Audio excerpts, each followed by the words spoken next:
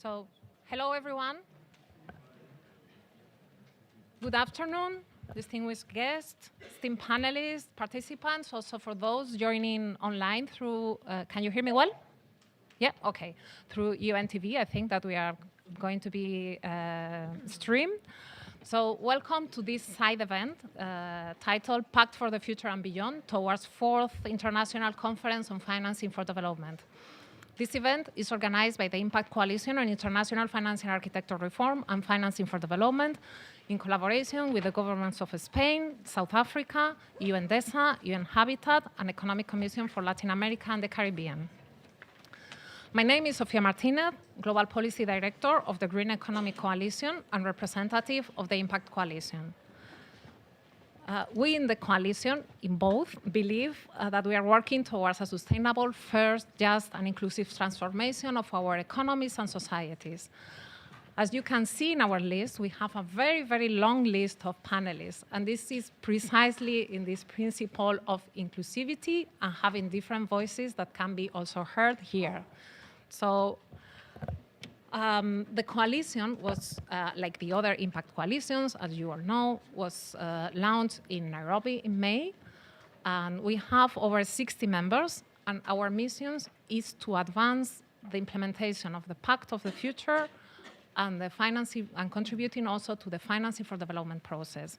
So supporting the UN's multilateral agenda and progress in all these areas. We are already looking ahead, as you can see. This is about the future, right? So we only have 5 years ahead of us if we want to achieve the SDGs, but also the Paris Agreement. But I think that it's forgotten in many cases, biodiversity and environment, and coming and Montreal agenda is equally important. So we also have to advance in this, and it has to be for all. So equitable, fair, inclusive, and sometimes when we use too many adjectives, we feel that we are just saying words, but it's not just words, this is action. So my role here is just to keep track of time. And I will give each of you only 3 minutes. I hope that we can manage. And focusing on a specific recommendation area on the Pact for the Future or the financing for development. We have already contributed as a coalition with recommendations for the Pact of the Future, and fingers crossed, some of them are going to be taken on board. So to begin, I will pass the floor to our first distinguished speaker, María Elena Agüero, Executive Director of Club de Madrid. Thank you. Is this on? I really don't know. There it is. Okay. Well, I'll be extremely brief. I just want to say on behalf of Club de Madrid, and we are one of the co-leaders of the this Impact Coalition, together with GIPN, the GPIN, sorry, the Global Public Investment Network. I would like to thank.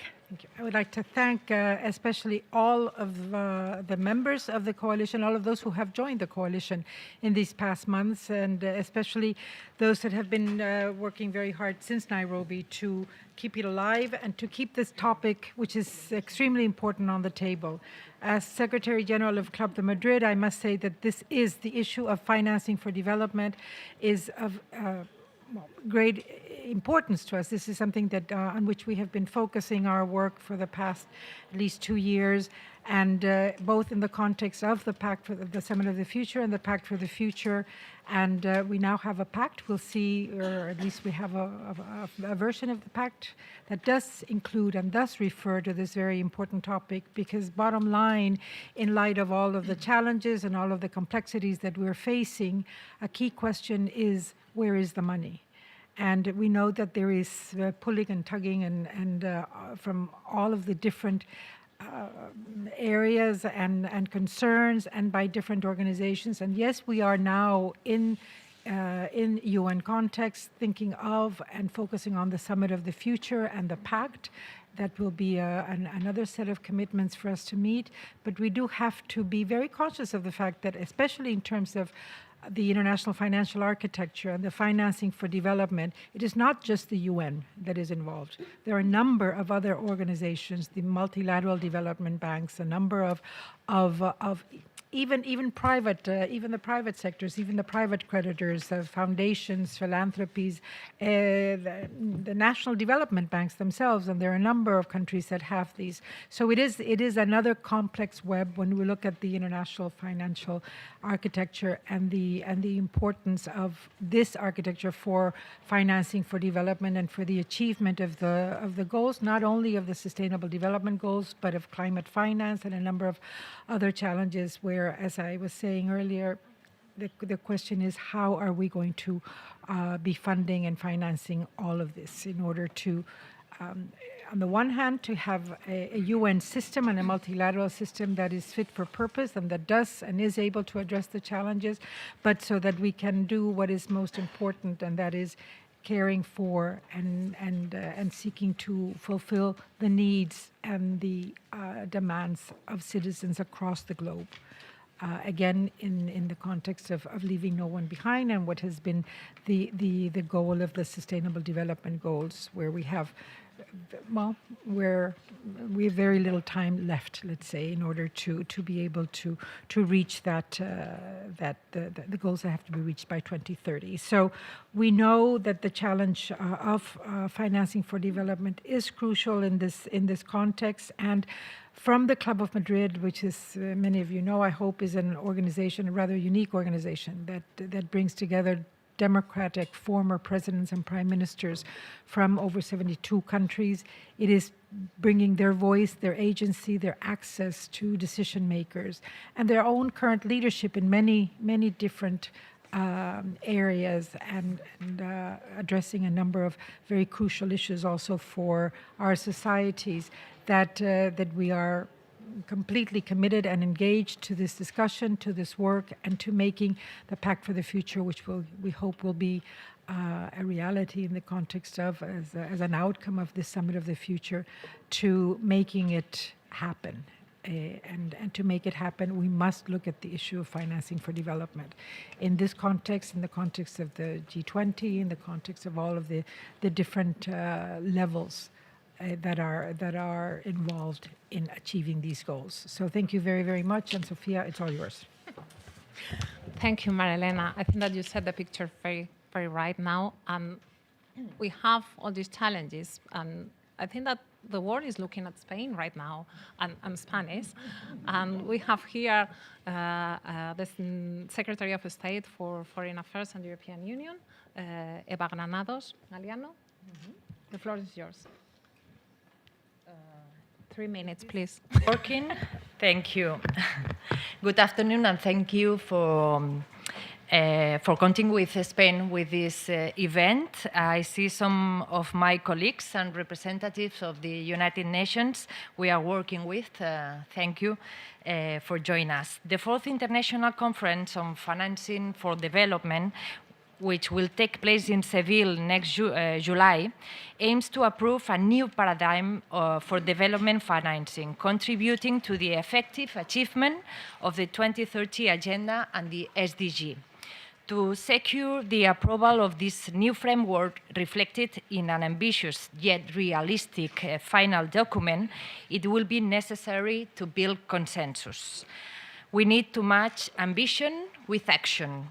Given the political dimension of this agenda, the mobilization of political will from all the countries will be crucial, considering the cost of inaction in terms of global trust and the credibility of a multilateral system. Although the FFD4 is a United Nations conference, member states can count on Spain. We will deploy our influence and energy to drive, build bridges, unlock and mobilize political will, acting as a honest broker to ensure the success of the conference and a positive outcome.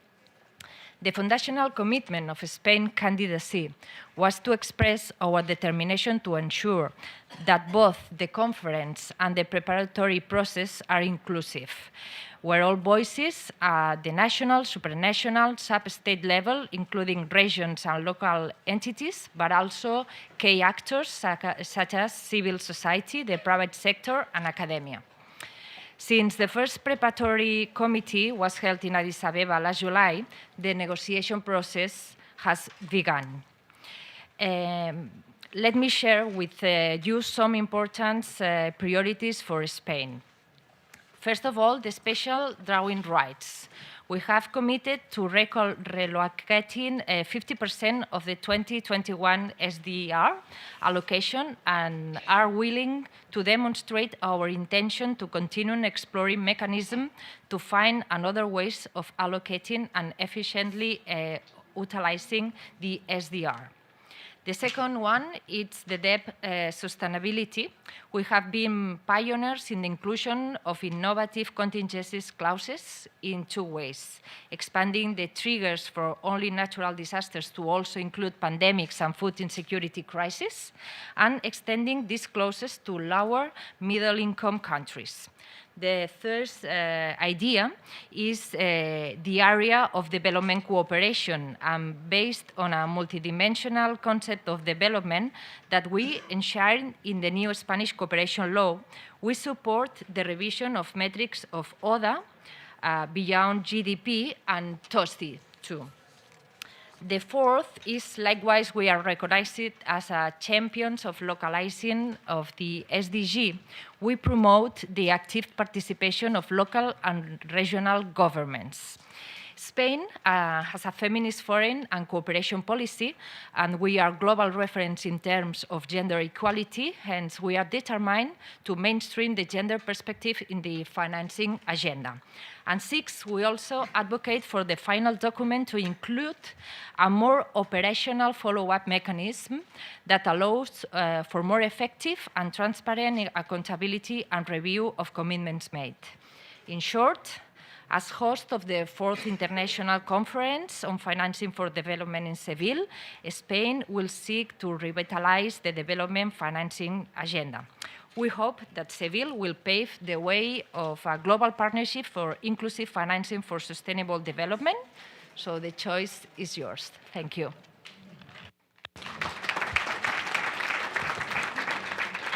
Thank you. I think this is excellent, and I think that these recommendations resonate greatly with the work of the platform. Now I will pass the floor to Nicolás Albertoni, Deputy Minister of Foreign Affairs of Uruguay, and also members of the White Network. Please, could you keep 3 minutes?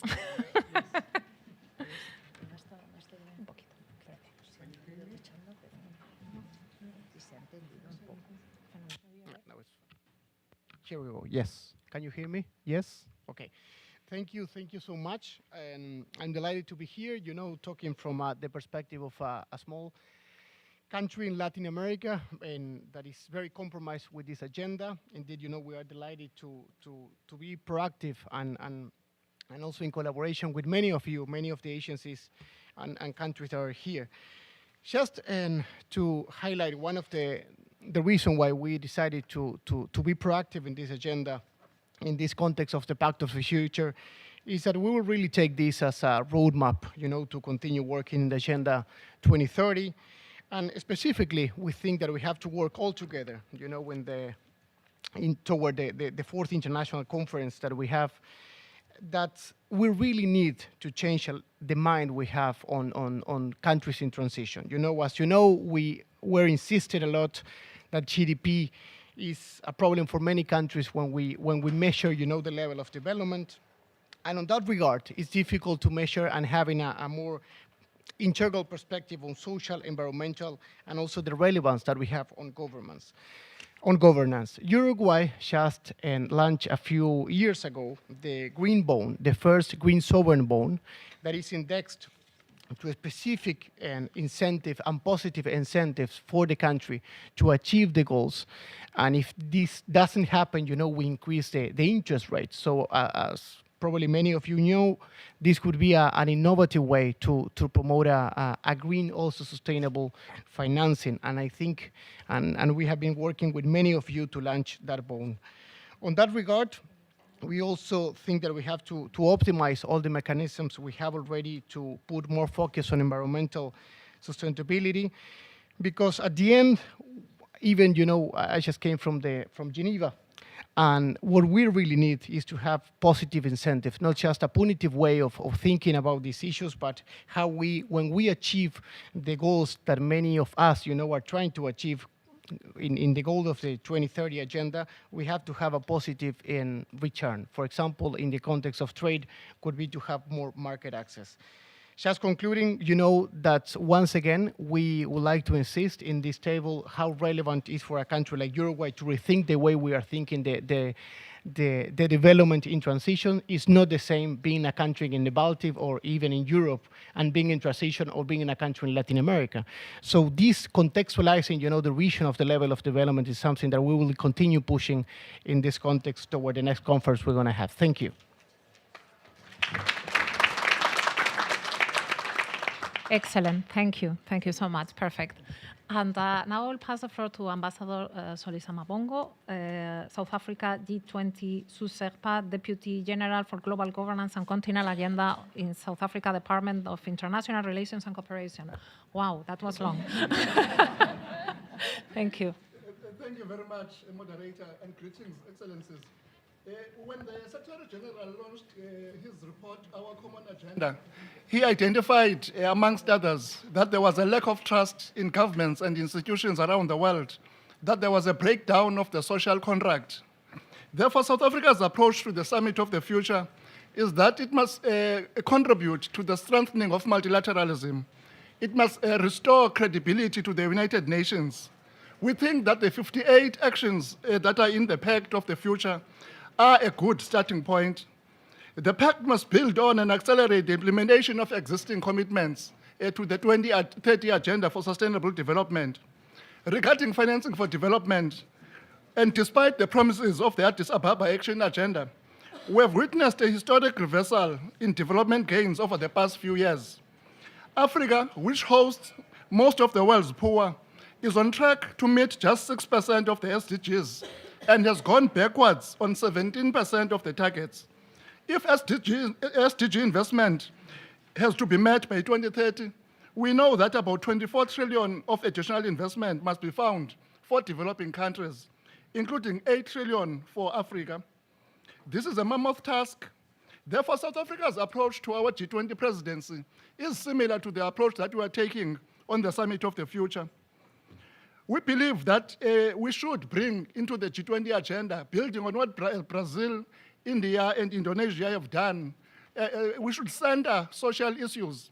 As a result, the theme that South Africa has chosen for our presidency is on solidarity, equality, and development. We think that this theme encapsulates the challenges that the world is facing today. We need global solidarity. We need to talk about inequality within and between countries. And of course, we need to focus on what can be done during the next 5 years to achieve the 2030 agenda. As I come to the end of my talk, some of the specific proposals on financing for development, we believe that we have to reform the international financial architecture. We have to, so that it can proactively support the implementation of the SDGs and contribute to the restoration of trust. IFIs, regarding the reform of IFIs for South Africa and other developing countries, increasing voice and representation is paramount, building on what has already been done in the past few years. We need to build on the work that was done in New Delhi on MDBs and see what further can be done. SDR allocations to MDBs are very important. We need to focus on debt for the African continent. We see more countries getting into debt. We need to review the G20 common framework. It's a good framework, but we have seen that it does not work optimally. So we need to come out with proposals during our presidency to see how we can reform the common framework. We need to address taxation. So South Africa will be putting this on the agenda as well as international illicit financial flows. We think this is a very important agenda for the whole international community. So those are some of the issues that we think are important. And of course, climate change, just energy transitions.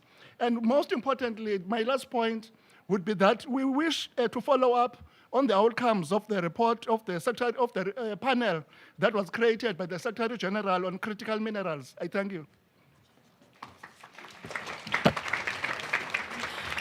Thank you, Ambassador. And I have to say that I love the theme for the G20 next year. So now I'm going to change slightly the agenda, and I will give the floor to Erika Gerritsen. She's the Director of Human Development, Migration, Governance and Peace at the DG International Partnerships at the European Commission. Thank you, Erika. And please, 3 minutes. Thank you. Thank you very much, Sophia. And sorry, Ambassador, I really need to move to another event afterwards. Really happy to represent the European Union this morning at this event on the FFD. The European Union is fully committed to the agenda and obviously fully supportive of the Spanish government in hosting the FFD conference in Sevilla in July.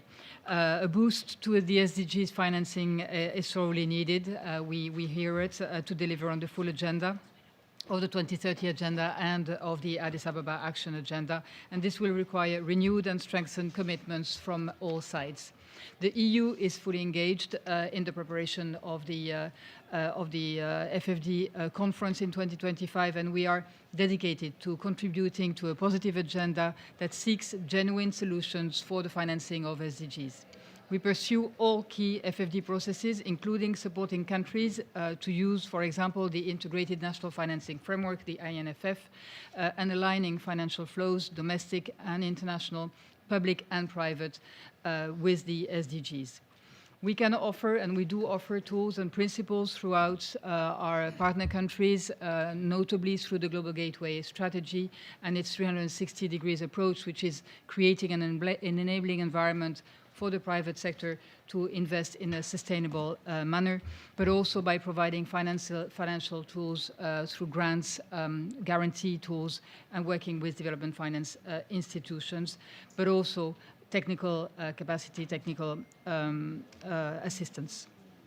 We believe in growing sustainable finance and indeed in the green bond markets in which we are also investing, and reiterate the importance of developing credible, sustainable finance frameworks and promoting interoperability.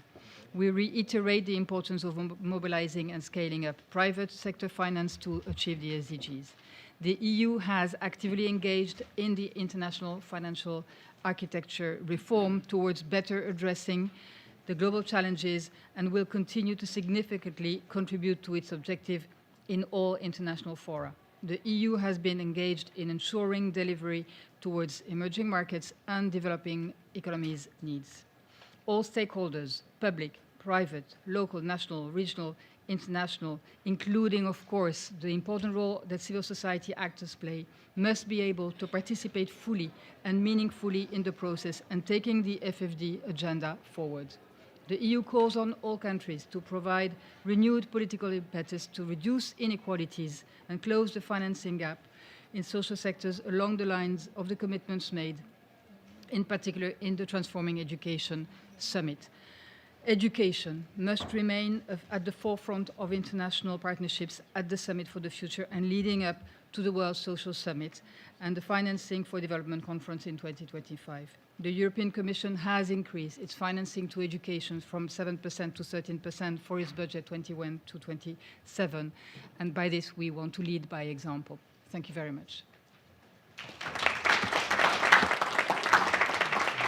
Thank you, Erika. This is also very comprehensive and bringing other topics to the discussion. And apologies again, Ambassador Flor Vela Paraiba, for this. But now the floor is yours, President of the Camões Institute for Cooperation and Language, and Portugal is also co-chair of the process. So really good to have you here. Thank you. And 3 minutes, please. Thank you so much. Excellencies, dear colleagues, first a word of thanks to the Club de Madrid for this very kind invitation, and I am honored to join this distinguished panel of speakers. Portugal is committed to the success of the Pact of the Future. We are members of the EU negotiating team, and we look forward to following up on it.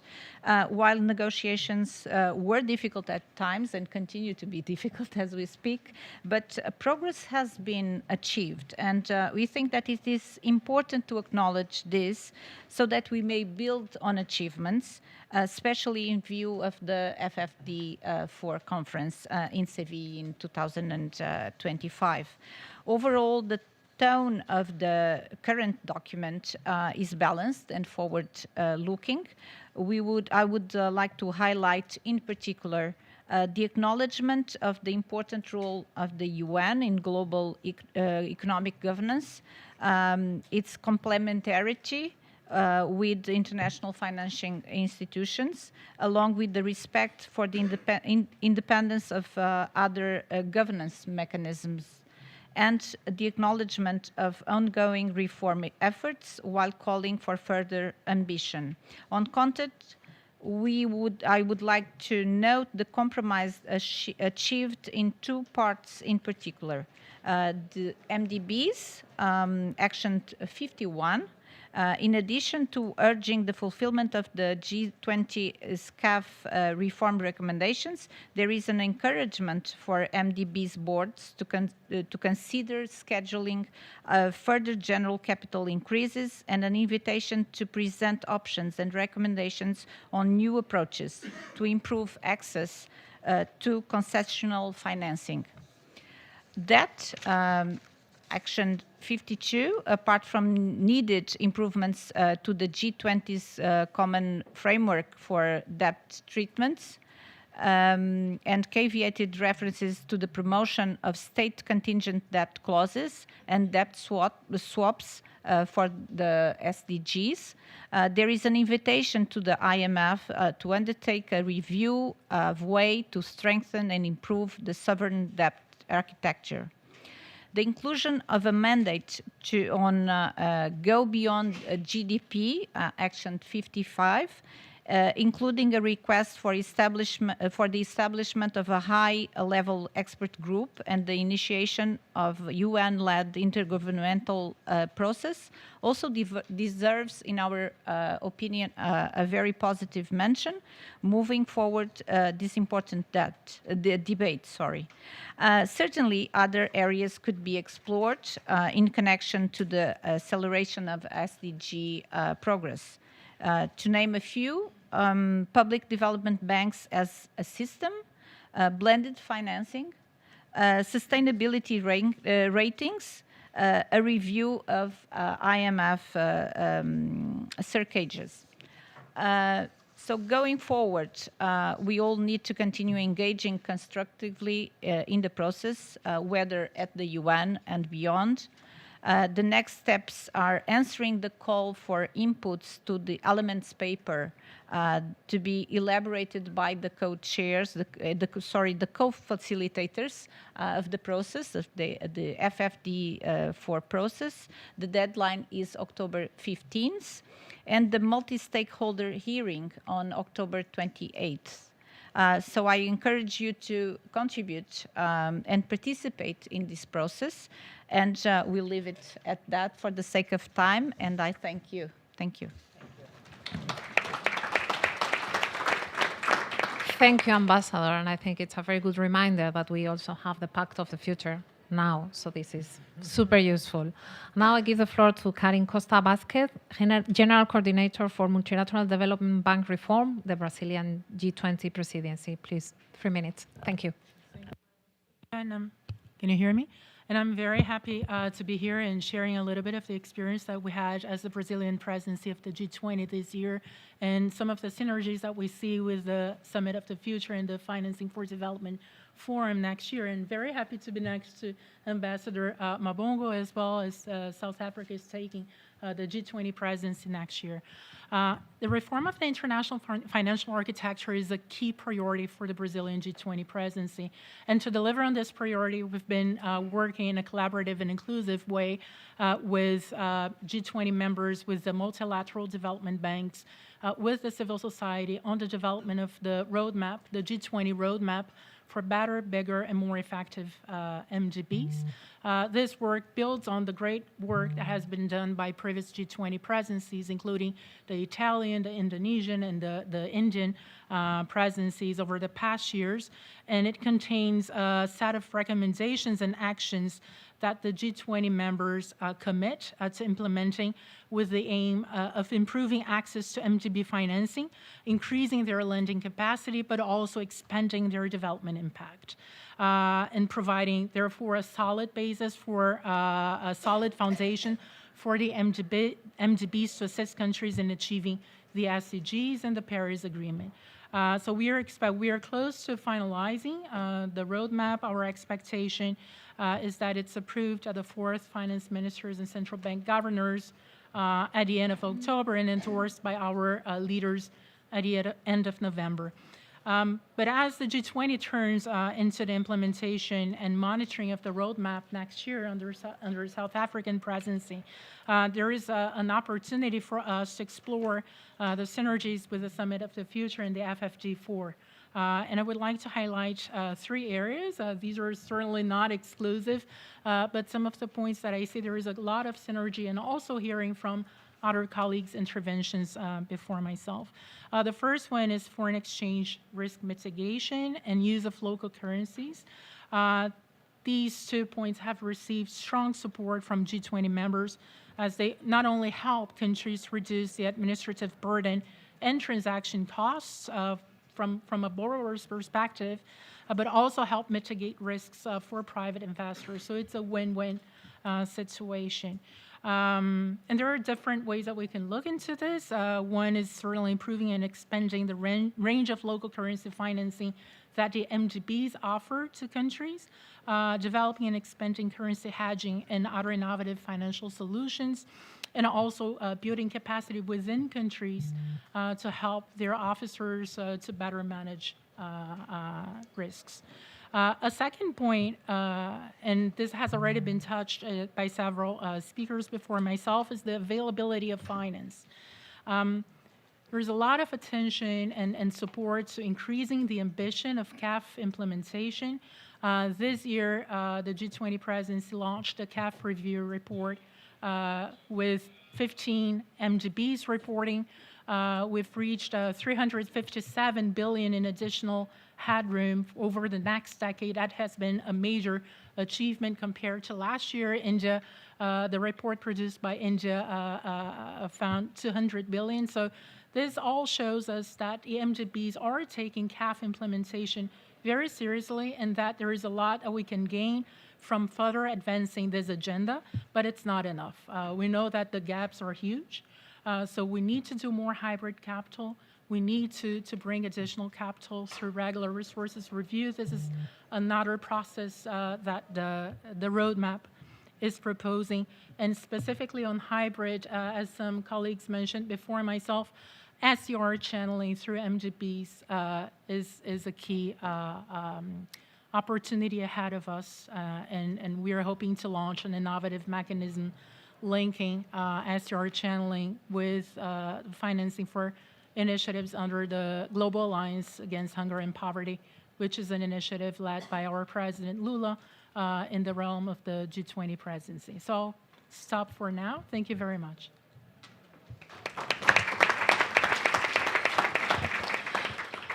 I'm so sorry to interrupt you, because you are all saying really to the point things. So let's go to our next panelist. Now we move to the UN system. We have Lin Yuhua, Under Secretary General, UNDESA. Please, the floor is yours. And if you could please, 3 minutes. Thank you. Thank you, moderator, for giving me the floor. Well, first of all, let me just join the previous speakers by commending Club de Madrid for the excellent work in collaboration with our forthcoming host, Spain, and also with the UN system. But I guess very likely we are going to adopt this Pact of the Future tomorrow by the leaders. So the focus now is how we could deliver the Pact and how we could utilize the positive momentum generated by this Pact in our preparation for the FFD4 to be held in Spain next July. Let me just highlight the 3 aspects that we believe would form the key milestone on our way to the FFD4. Number 1, the Pact acknowledges the need to advance the ambitious action on IFA reform. So the ongoing preparatory process for FFD4, including the first PERCOM held in Addis Ababa last July, actually underlined that the IFA reform is on the top of the member states' agenda for FFD4. The current architecture, simply put it, not fit for the purpose and not responsible to our emerging the challenges. So that is why we hope that this would be we will see the more ambitious outcome from the FFD4 with regard to the IFA reform. Second, the Pact for the future also acknowledges the important role that the international financial institutions and MDBs played a key role in mobilizing resources for SDGs.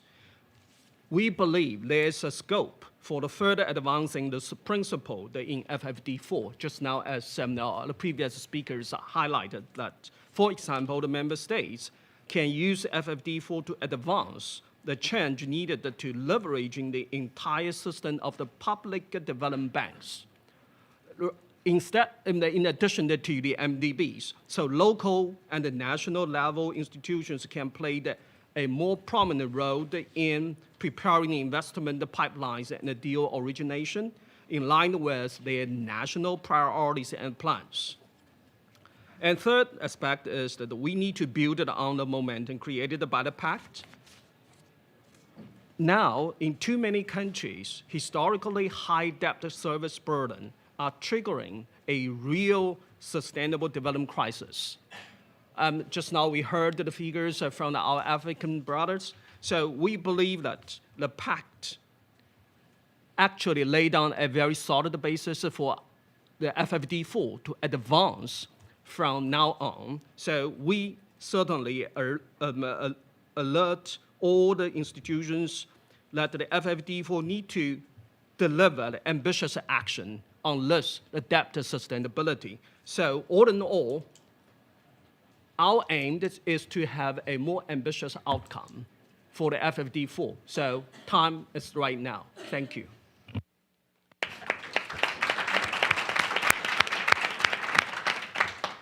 That's been excellent, Mr. Junhua. Thank you. And now I give the floor to Rebecca Greenspan, Secretary General, UN Trade and Development. Thank you. 3 minutes, please. Thank you so much. Thank you. It's a pleasure to be here, and all the best to Spain in the road to FFD4, and also to the to Portugal, you know, in the very difficult task of driving this. Not easy, but very. Very important, and so the incentives are high. And let me just congratulate Brazil for the G20, leadership that they have shown. And I really think that building on Indonesia, India, Brazil, and next South Africa, we can go to an FFD4 that really have a wide basis of consensus in some of the issues that we are discussing. So the G20 can play a very important role. And I don't see that, the same as our Secretary General, as a competition with the UN.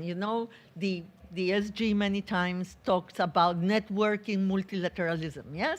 We want these bodies to really help multilateralism, and that's on the way to FFD4, it can play really a very important role. So let me make 3 very important points. One is that in Addis Ababa, there was this very important emphasis on domestic resource mobilization and private sector financing.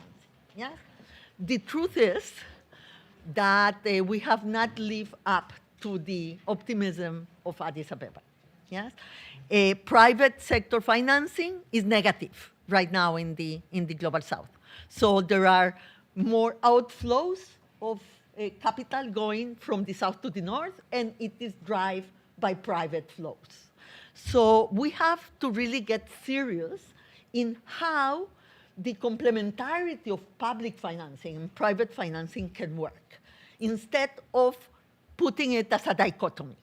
If we don't have the multilateral development banks, if we don't have a system that is better and bigger, we won't be able to crowd in private investment. And so there is no contradiction here, but it is a contradiction if we think that it will happen because of the invisible hand.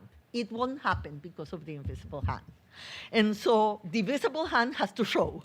And I think that we need that in the FFD4. Yes? The visible hand is the issue of guarantees of long-term affordable loans for the developing countries, not only access, but long-term development. Development has to come in again. Short-term is not going to help us on the SDGs. Yes? This is my first point. Building on the Summit of the Future, 50, 51, 52 action points are really key. If we can have deliverables, because we are saying the right thing, now we have to act on the right way. And so the deliverable part of FFD4, I think that is very important, on the issues that are clearly stated on the international financial architecture reform that has been discussed in the Summit of the Future and in the SDG stimulus that the Secretary General has put forward. My last point is the enablers. Apart from financing, we have trade, we have technology transfer, and we have to face the debt, because with the debt problem that we have right now, we cannot comply with development. And I just said that we have a development crisis, that is more than a debt crisis. And if 3.3 billion people live in countries that right now pay more on servicing the debt than on education and health, there is no way we will comply with the SDGs. So we need to talk about trade, we need to talk about technology transfer, and we need to talk about that. Thank you.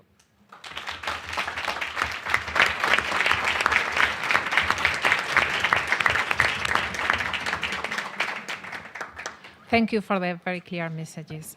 Now I give the floor to Ana Claudia Rosbach. She is the Undersecretary General and Executive Director of UN Habitat. And again, 3 minutes. Thank you. Thank you. I would like to congratulate also the leadership of Club Madrid and G20 also as a Brazilian national. But I would like to bring 2 main points here to this conversation. One is around the challenges of urbanization, and the second, the opportunities and solutions that we have at the local level. So first, in terms of challenges, 2050, 70% of the population is going to live in cities. Today, cities contribute to 80% of GDP. And we are living a global housing crisis. We have 1 billion plus people living in situations like homelessness, informal settlements. We have houses being destroyed by conflicts and wars and disasters that need to be reconstructed. And we have historical affordability gaps. So never the difference between people's income and the price of their houses was so big. One illustration, quick illustration about that. Let's look at Africa. Right now, we have an expectation of doubling the urban population in the next 20 years. This means 6 million people coming to cities, where they're going to live. Are cities prepared to that? Who is financing this process, right? And remaining in Africa, 50% of the population lives in informal settlements. So we're talking about cities in Africa, in Latin America, in the Global South, where we already have huge infrastructure gaps and are suffering from the pressure of the urbanization process, okay? So now, going to the opportunities that we have. So let's look at urbanization as an opportunity to promote economic development and growth. So let's look at the local dimension. local economic development and integrating these informal, marginalized settlements into the city. Let's look at the expansion of the consumer and tax base, the opportunities for land-based finance in cities. So we have to look through this economic lens to this process of urbanizations to see how we can better use the tools of supporting cities in planning the use of land, planning their growth, and use planning, especially urban planning, as a connector for social and physical infrastructure that's needed in cities and needs to be financed. So a city that's well planned, that has a vision, will be able to attract private, public, domestic, and international investment. So I just wanted to call attention to this international scenario, bring these perspectives. It's on the Pact, the local urban housing, and express our commitment from UN Habitat in both supporting cities to be more equipped to receive these investments, but also to work with you in the reforms of the international financial architecture to think creatively about products and innovations that we can co-design and promote and leverage the flow of funding to cities, to the urban aspects, to face the challenges of the housing crisis, but also to increase the capacity of subnational governments. Thank you very much.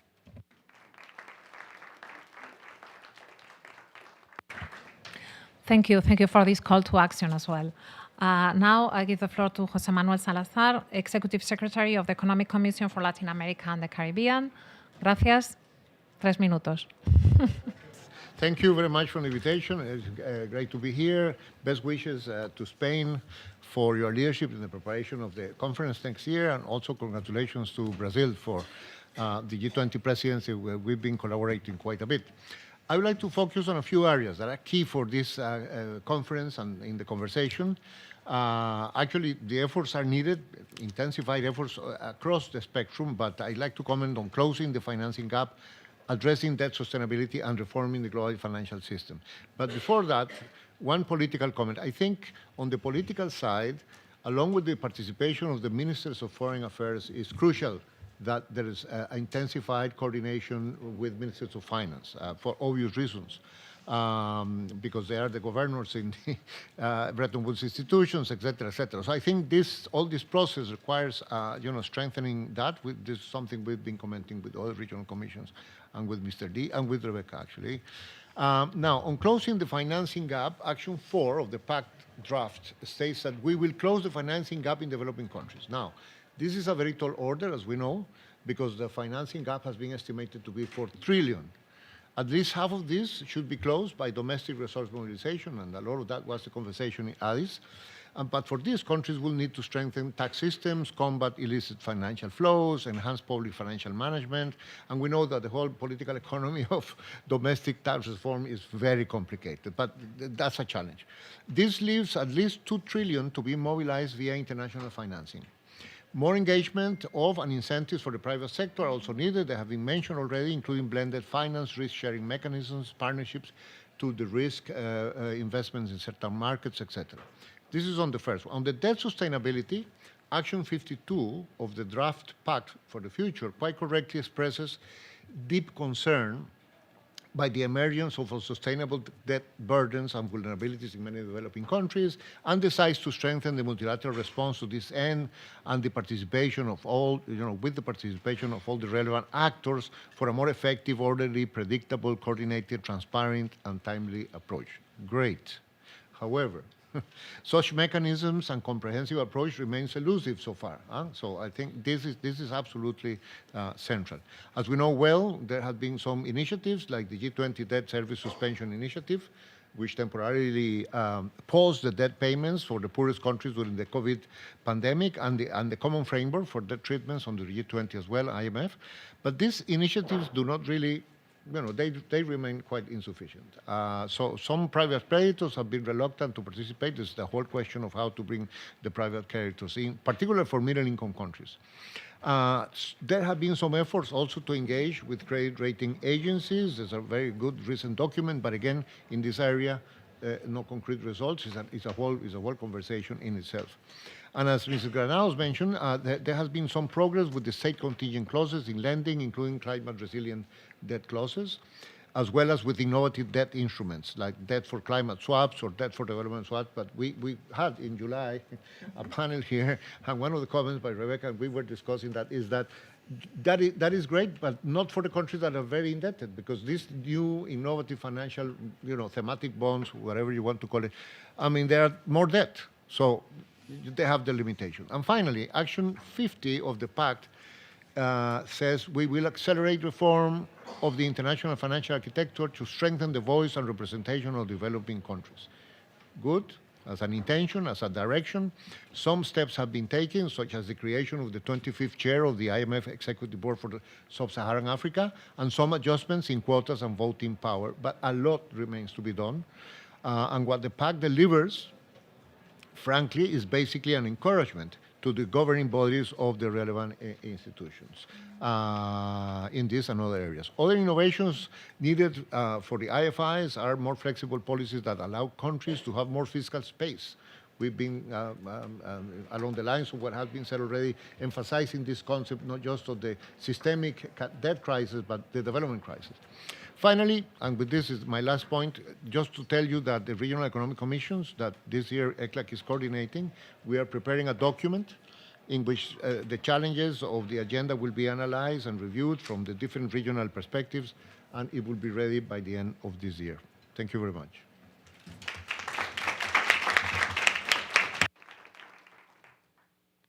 That's excellent, and we are kind of running out of time, and I'm giving the floor now to Maria Fernanda Espinosa. She's the President of the General Assembly of the 73rd session and advisor to Club de Madrid.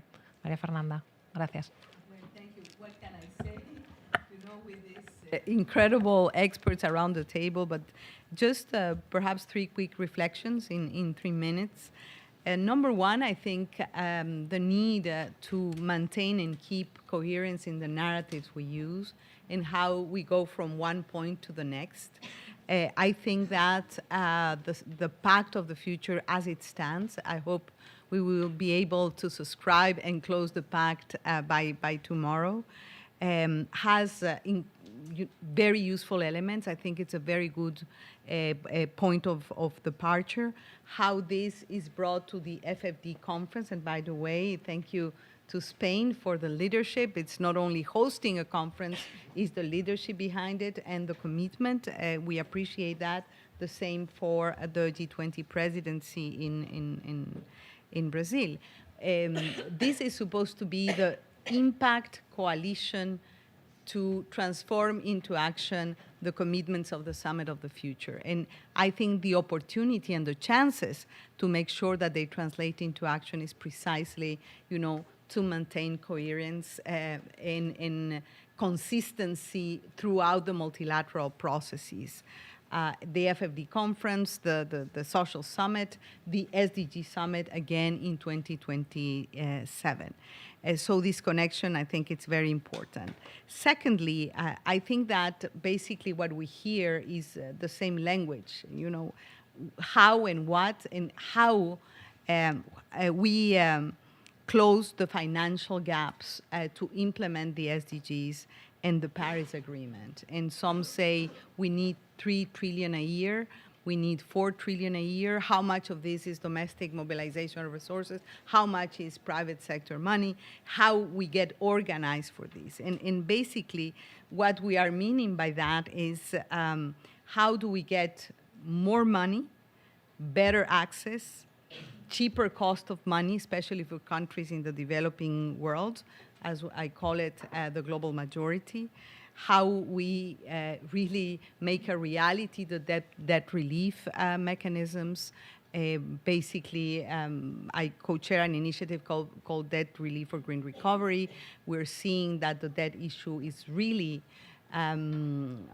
eroding the possibilities of developing countries, 80 now, to deliver on their sustainable development commitments. So it is about the quality, the quantity, the cost of the money, the addressing and resolving the debt crisis, and that there's a lot of keywords and actions that are embedded in the Pact of the future.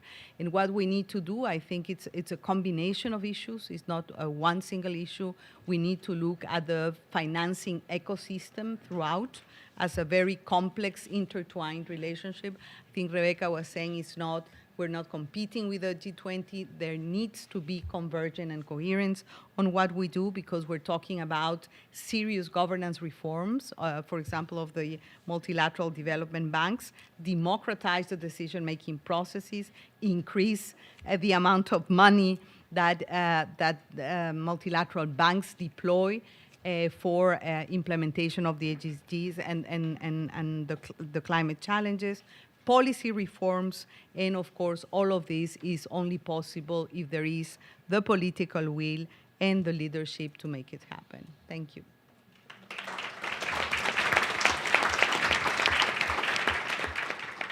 Muchas gracias.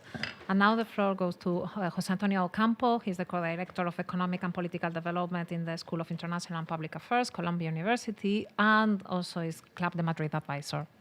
Okay, thank 3 you. minutes or even less. Yeah, I'm delighted to participate. Actually, let me say I'll support Spain, the head of the technical team for the FFD4 process, and of course the Club de Madrid in the agenda that has been supporting.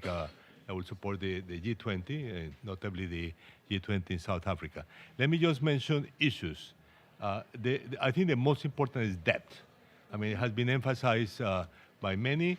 It has to be a short-term solution, which could be a much expanded common framework. But aside from that, we need a permanent mechanism to renegotiate debts, an institutional mechanism, established. That's one point. Second, development financing, expand the multilateral development bank system significantly, which means capitalization on a large scale, as well as other forms of development cooperation which have been lagging behind, including the official development assistance. Third, in the case of the IMF, I fully support the idea of making more effective use of SDRs, which is more or less a totally useless mechanism today, as well as the, let me say, some mechanisms to compensate or to moderate and the procyclical private financing and to create mechanisms of counter-cyclical private financing for developing countries. Tax cooperation, very important issue now that we have the UN process going on towards a convention, what ingredients we can add into that process. And let me just mention finally two institutional issues. The first is, of course, the voice and participation of developing countries in international financial institutions, which is a quota, but also for me, very importantly, basic votes, an open election of the heads of the World Bank and the IMF as two essential mechanisms in the reform. And finally, another institutional issue, which is what I call a dense architecture, which is aside from global institutions, regional institutions, sub-regional and national institutions. That's something that we have in the world of development banks. We don't have that in international monetary system, and we don't have that in international tax cooperation. So that sense, creating those regional institutions and sub-regional institutions in those two areas seem to be particularly critical. Thank you.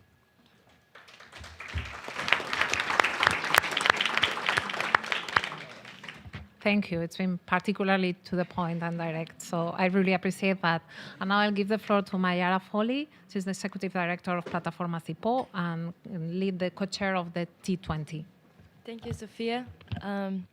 Well, for those who stayed up until late last night, like me, reading the hopefully final version of the Pact, you would have noticed that Action 4, which has already been mentioned by Eklark as well, has quite a number of commitments in relation to helping close the SDG financing gap. And don't worry, Sophia, I won't go through all of them in my 3 minutes, but I'd rather, but I would focus on a single issue which relates to commitment 23I, which is to promote inclusive and effective international tax cooperation.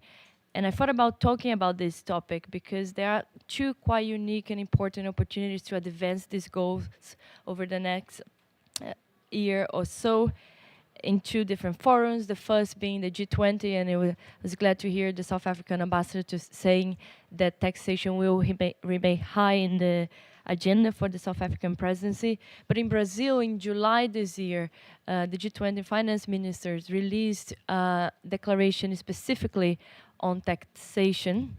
And in this declaration, they acknowledge the importance of ensuring that the ultra high net worth individuals should be paying a fair tax, a fair share of taxes. And in parallel, Brazil has commissioned a report which has a very concrete and detailed proposal on a coordinated minimum taxation on the wealth of those super rich nationals. And we know that the G20 declaration is coming out this November, but they're actually finalizing the negotiations right now. So it's quite important for us to be calling the G20 to shift the language a little bit from a recognition that this issue is important to a stronger commitment to taking the steps which are necessary to ensure that those individuals will be paying a fair share of tax. And of course, beyond the G20, we should also be following very closely the developments which are happening here within the United Nations. We know that just last month, a TOR was approved for the start of a negotiation for a new UN Convention on taxation. And it's quite remarkable to see that from last year to this year, the number of countries who opposed this convention went down from 48 to just 8 countries. And of course, the abstention is still quite high. We have 44 countries who have abstained. But I think that shows the importance of coalitions like the ones here in talking to those member states who are still not convinced of the value of this convention and reminding them that the direct relation between a fairer taxation system and the country's abilities to deliver on the SDGs. So that was the key issue I wanted to highlight. Thank you.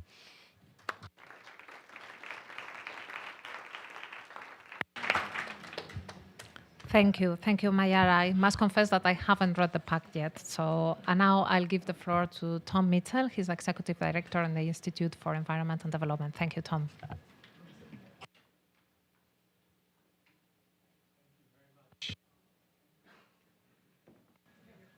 It's on then. Okay.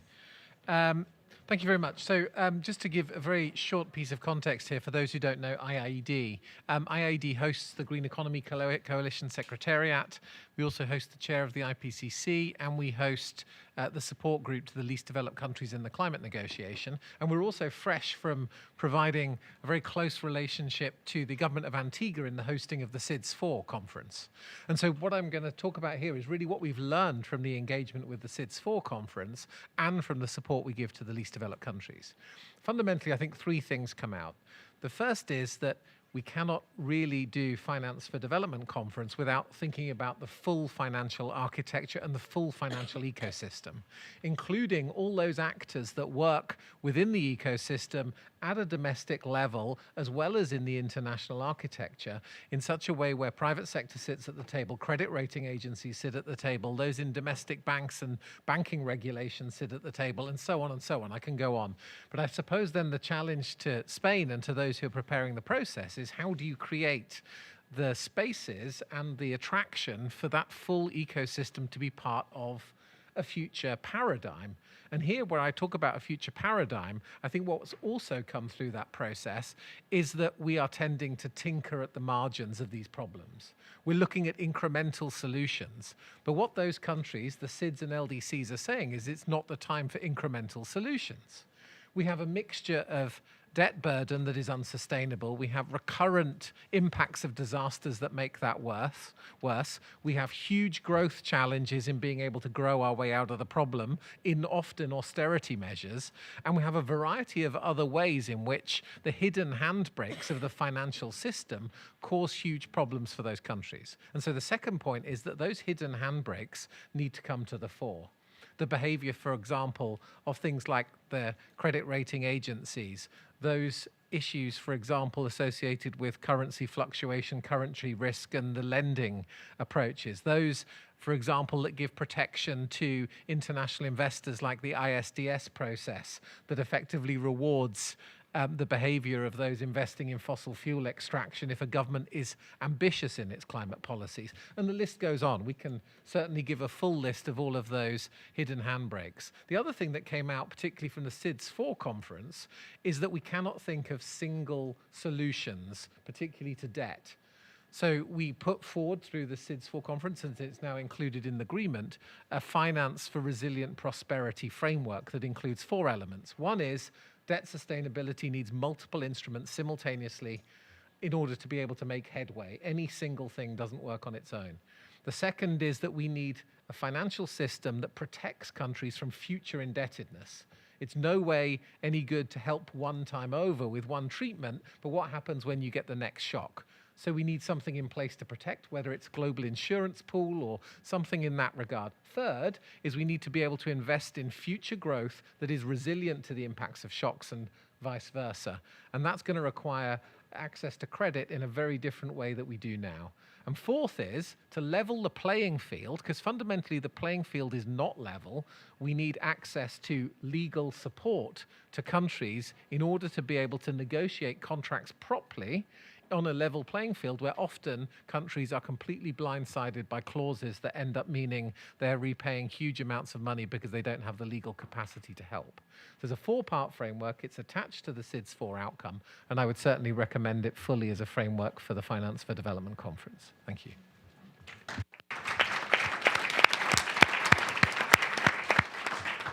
Excellent, Tom. Thank you.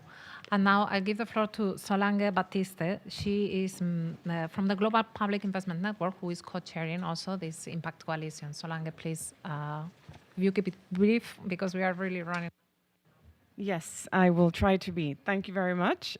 So let's just get straight to it. And I think it's good to come after Tom, who's talking about tinkering. And I think that's exactly the problem that we have. We keep trying to just tweak little parts of the bigger problem. So just to really say, we're at a pivotal moment. Despite high aspirations, the recent pact we find to have unclear paths to real change. And what we want to say here is that the Global Public Investment Network is driving transformational change. GPI is about shared responsibility where all countries benefit, all countries contribute, and all countries decide. So it's a new concept. If you haven't heard about it before, we're calling it the ABCD of modern development finance. This moves us from a zero-sum economic mindset to one that has shared returns. So let me just be clear, because I know all of you here are economists and you're already thinking, but this does not contradict or replace reparative justice. So when we talk about everyone contributing and all benefiting and all deciding, we know that reparative justice and a human rights approach remains critical to addressing the historical wrongs, but it cannot be the only framework for the future. Dominance by few nations at the expense of others has to end. So we're calling for 4 things, and I'll try to say them really fast. So we want a renewed focus on international public finance. At FFD4, we must champion the importance of global public investment over outdated metrics like GNI. Oh my goodness, we're in 2024, people. These old measures fail to capture the real needs of countries and hold back meaningful progress. It's time we focus on what truly drives development, not just numbers that mask inequality. Reform for international financial institutions. As Maria Elena said at the beginning in her opening, where is the money? But we also ask, what is the quality of the money? Are we just getting more loans to fix climate problems? What is really happening? While increasing financial resources is important, the quality, effectiveness, and the structure of funding are equally critical, and we need to transform the way money is invested and managed, not just increasing the amount available. And then we also want to talk about creating modern global and regional funds, bringing together governments, businesses, philanthropy to work on a common plan, making funds bigger and more inclusive for everyone. We need funds to fit our complex world. And then the fourth point is really expanding grant-based funding. Low-income countries should not shoulder the financial burden of the global crisis. We need bold measures such as taxing billionaires and large corporations, and yes, I said it, I dared to say it, to ensure fairer contributions to global challenges. I think the main point is that the money is there. Let's find it and put it to good use. Together we can move away from this cost mentality to an investment one and move from isolation, the sort of me first mentality, to global solidarity. The future of sustainable development depends on it. Thank you very much.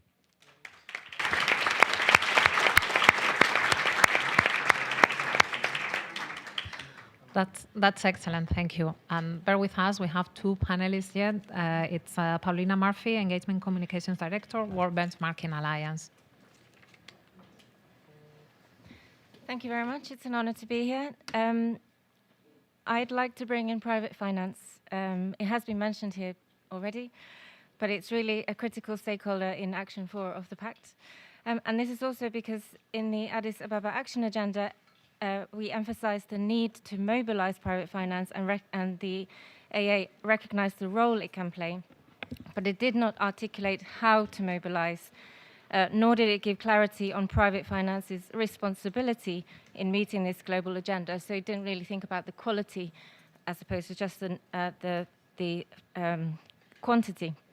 And 9 years on, my organization's assessments of 400 private finance institutions on their performance and impact in meeting the global agendas shows that even on climate finance, which is a more mature topic, there are less than 40% have disclosed long-term net zero targets. And from these, just 2% have translated their long-term targets into interim targets. So we are very far from where we need to be in terms of private finance flows, and so now setting targets for private finance and articulating its responsibility is not a niche topic we can shy away from if we want to mobilize the $500 billion needed. Given the unique role of the UN with its global legitimacy, the FFD process can be used to set a specific norm to create clarity on the responsibility of private finance. For example, setting a norm for asset owners who heavily influence flows of capital. This norm could be expressed as a percentage of investable assets that banks, pension funds, or insurance companies should allocate to sustainable development in emerging and developing market economies. Such a norm in the FFD process, I believe, fits into the Spanish priorities of having a follow-up mechanism, and also DESA's ambition for ambitious outcomes, as it would kickstart the process for private finance to be held accountable for its role in meeting these global agendas. Thank you.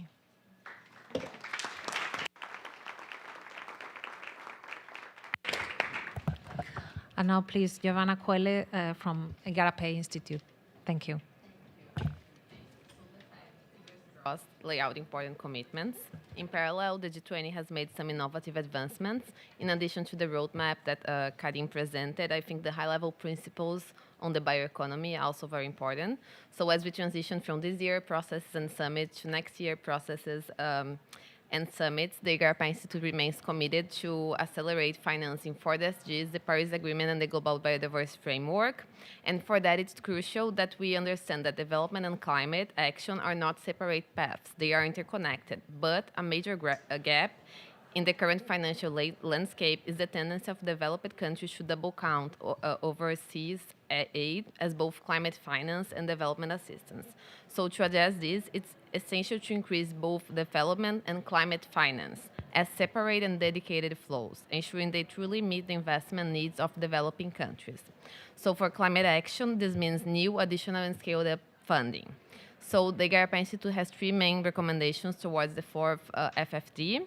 First, let's advance international financial institutions reform for a global green and just transition. So let's move beyond the current outdated divisions of labor. Developing countries have one last chance to implement ecological transition plans. At the same time, developed countries must increase investments in clean energy to support developing ones in transitioning away from fossil fuels. So let's make MDBs better, bigger, and more effective, supporting the Brazilian roadmap. And let's also implement innovative financing instruments, for example, for nature conservation. So looking ahead, ambition, accountability, clarity, and cooperation. The 4th Financing for Development Conference can serve as a turning point, building a financial system that truly meets the needs of all countries, paving the way for a sustainable and resilient future. Thank you.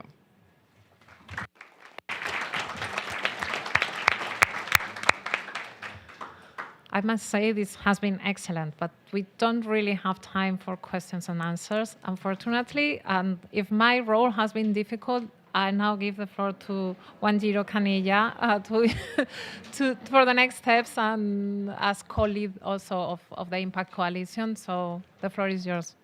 Sophia, for a splendid job. Can you hear me? Can you hear me? Oh, great, great. My job is simple but very difficult. Thank you, Sophia, for an excellent moderation. So distinguished guests, colleagues and partners, on behalf of the Impact Coalition, I want to extend my heartfelt gratitude to all the speakers and participants for your insightful contributions. Obviously, today's discussion has been a timely reflection on the progress made under the Pact of the Future and an important look ahead towards the 4th International FFD Conference. We've been able to identify key priorities. Today, I shall not attempt to summarize that, but through the Impact Coalition and our partnerships, we've seen how collaboration through member states, the UN system, civil society, and global stakeholders can catalyze much-needed reforms in the international financial architecture. But as we've heard today, our journey is far from complete. The challenges that lie ahead in financing sustainable development, addressing global challenges and inequalities, including the debt crisis, ensuring climate resilience, are immense. Yet there's also a clear momentum to create a more just, inclusive, and equitable financial system that leaves no one behind. As we move forward, the need for enhanced collaboration cannot be overstated. Breaking the silos that often fragment our efforts is crucial to achieving the scale of the impact we envision. We must deepen our cooperation. Even as we work beyond 2025, it is crucial that we continue building on the commitments made at the Summit of the Future. The Financing for Development agenda must continue to serve as a driving force for the change that we seek. Together, we have the opportunity to reimagine and restructure the global financial architecture, one that not only meets the challenges of our time, but empowers the most vulnerable. I would also like to emphasize the role that civil society has played, and I want to say a big thank you to our partners in the room, and our role that we will continue to play in shaping this future. It is through our shared advocacy, innovations, and persistence, and particularly pushing for accountability, that we can ensure our financial system is just and prioritizes people, planet, and prosperity for all. We invite you to join our Impact Coalition. We are driven by longevity and impact, and we believe there is a strength in numbers, and we drive forward our joint advocacy around dismantling the systems that continue to propagate inequality and unjust power dynamics. Thank you.